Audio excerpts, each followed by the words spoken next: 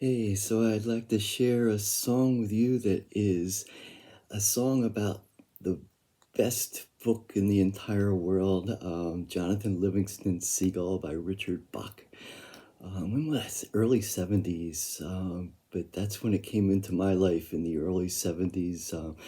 Sort of mid 70s. In 19, what was it, 73, I had my spiritual awakening thanks to psychedelics. The last few months, I had been experiencing the oneness of the universe, and all of a sudden, one night, I just had this phenomenal Paul falling off his horse, blinded by the light kind of experience, and I was a new spiritual person on a spiritual path, and I had no idea what that meant. And the only religion I knew was Christianity, so I decided I was a new Christian, and I went off to a Christian college to study to become a minister so I can convert other people to my newfound religion. And I started questioning Christianity. I had this one of my first classes was Religions of Mankind. And the teacher started out, he said, "We will study these religions to such a degree that we would be willing to accept them as our own, knowing full well that Christianity is the only true religion." So I took the first part of that to heart, and I started like going, wait, what's wrong with these? And so I started questioning Christianity, and I'm like, I didn't know who to talk to. And the movie of the book, I hadn't read, I never heard of the book, but the movie of the book came to my college town in Virginia, and Eastern Mennonite College, Harrisonburg, Virginia. Um, so yeah, Jonathan came to town, and I went to see Jonathan, and I am like, oh my God, this bird understands. I'm getting weepy just thinking about it. This bird understands what I'm going through. And I'm like, wow. And it was so inspiring. And actually, to tell you the whole story, fast forward if you don't want to listen to all this crap.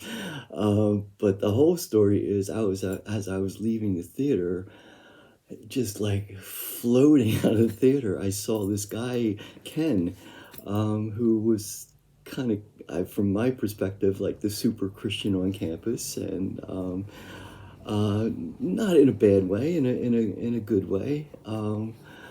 And this voice came in my head, and it said, "Talk again." Get weepy again. Yeah, talk again. So I'm like, no, I no, he wouldn't understand what I'm going through. He's the super Christian on campus, and no. And this went on for like a couple weeks. Every time I saw this guy, I'd be like, talked again. And finally it was like, talk to Ken. So I walked up to Ken and I said, you don't know me, but I feel like I need to talk to you sometime. Maybe we can get together. And he goes, let's talk now. I'm like, shoot. And so we sat down, and it turns out, not only being a super devotee of Jesus, he was a devotee of Paramahansa Yogananda, and told to me about the one. I should have rehearsed this. Talked to me. He talked to me about the oneness and how we're all interconnected, and all the things that I experienced on psychedelics that threw me into this world of religion. He was talking to me about, and so that whole period kind of flipped me very east in my life. But Jonathan became a really big part of that. I mean, I love the movie. If I'm glad I saw the movie first, because I know I don't know why Richard had a problem with his take on how the movie ended up, but I can understand from my perspective that, God, they left out so many just wonderful quotes that put in this like weird dialogue sometimes, but it was gorgeous. It was just gorgeous and very inspiring, and it's like this bird understands what I'm going through. And then I had Ken, and so yeah, and then I read the book, which is incredible. Don't ever go through your life not having read Jonathan Livingston Seagull. And if you have an opportunity, they have a new audio version because Richard put out an extra chapter. There were 3 original chapters that I heard. The story is his editor back in the day asked him to leave off the 4th chapter, which they included, and did a new reading of that for the audiobook. And it's just not as gorgeous as Richard's own personal reading of the original Jonathan Seagull. So if you have a chance to read it, absolutely read it, and read the 4th chapter. The 4th chapter is wonderful. I'm really glad that I have spent so many years not knowing the original book, and then all of a sudden years later in the story, it's what happened after John left, and it's like the disciples and all this stuff. It's really cool for me to have read, like, what, 40, 50 years later. So I think I will share this song. Is that enough yakking? So this is really kind of, I call it my Cliff Notes version of the Jonathan Livingston Seagull. And yeah, I hope it gives you a nice little taste of John and how much he means to me. And another thought jumped in my mind. Also with the movie, please don't miss the movie. But if you're a John fan like me, please don't not have seen the movie. But also the soundtrack by Neil Diamond is just one of the most gorgeous pieces of music ever, and it just makes the movie even more beautiful. And I really wish the screenplay, or whatever they call that, the script I wish Richard had written the script. I have a feeling he didn't. So this is called Song for Jon. Yeah.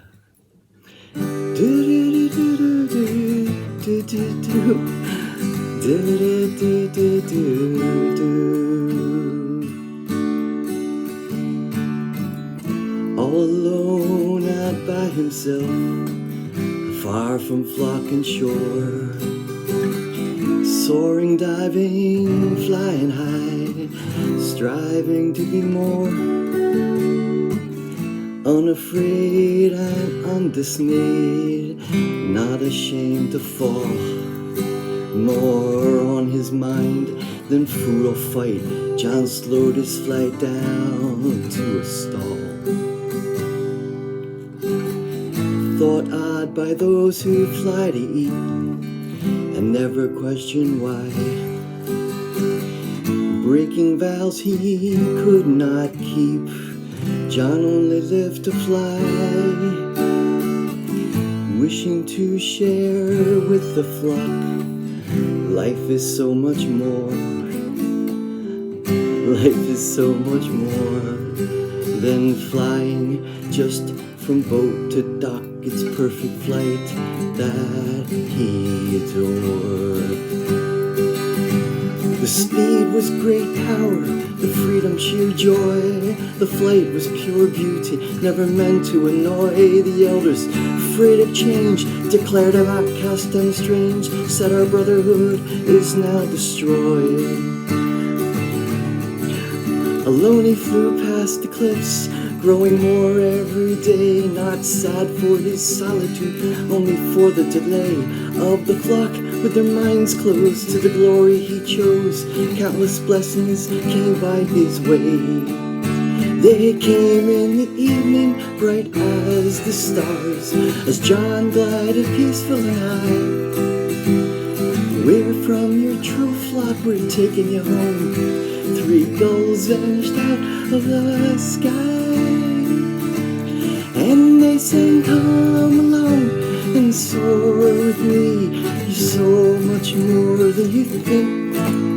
Let go of your your doubt and you will see across the universe in a wink. Never in smallness shall you need shrink. From endless oceans of life you'll drink. When with the great goal you know you're linked, you'll realize you are free. A new body found himself leaving past behind. Faster, sleeker, light enough, but limits that still bind. Asked Elder Chang, is this heaven? It's not a place or time. Touch it when you touch perfect speed. Heaven's a perfect state of mind. To go as fast as thought can go, to anywhere and when, knowing you're already there is how the trip begins. It's not a trick, not about faith, but understanding truth, seeing himself without limits of thought. John flew out far beyond the earth.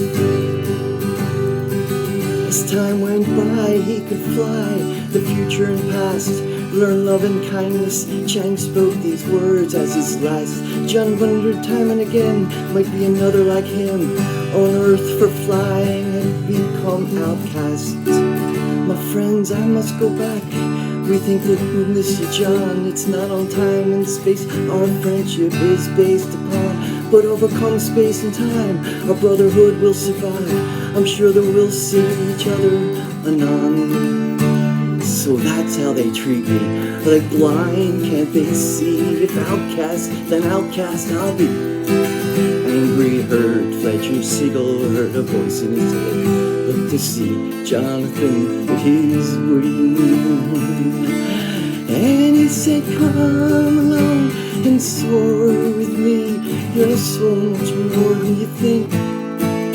Let go of your doubt, you will see across the universe in a wink. Never in smallness shall you even shrink. From endless oceans of life you'll drink. When you're the great goal, you know you're linked. You'll realize you are free. It's a little instrumental.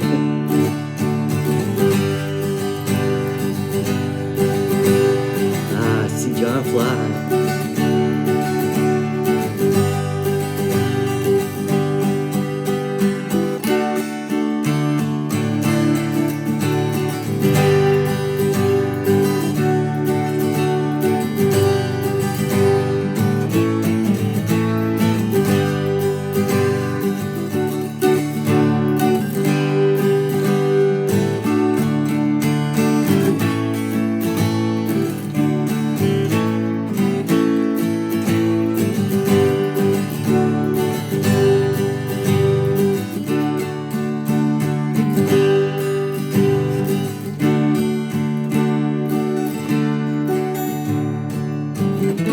Fletcher, can you see yourself wanting only to fly? So much that you free yourself, forgive the flock and try to break your mind's chains, then to find yourself no longer caught by limitations of your mind, perfect expression of your thoughts. More gulls came to Jonathan to learn flight by the beach.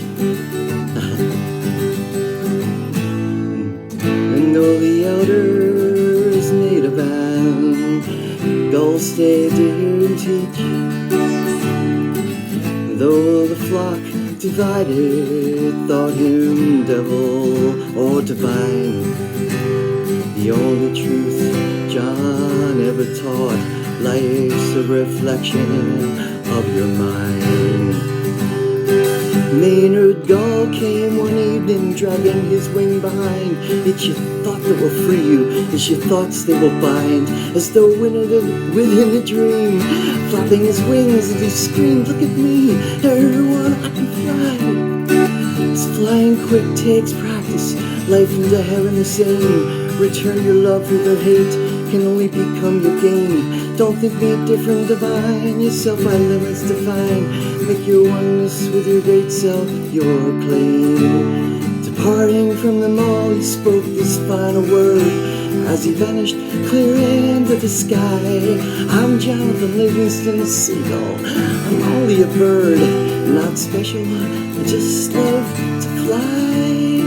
Listen, hear your song, come along and soar with me. You're so much more than you think. Let go of your doubt and you will see across the universe in a wink. Never in smallness shall you shrink from endless oceans of life you'll drink. When with the break of you know your lengths, you'll realize you are free. Unlimited bird you will be. Come along and fly with me.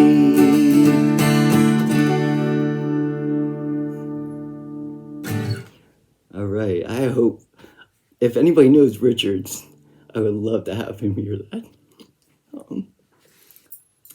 Blessings. Yeah, don't forget to read the book. Maybe that was an inspiration to read the book. Peace.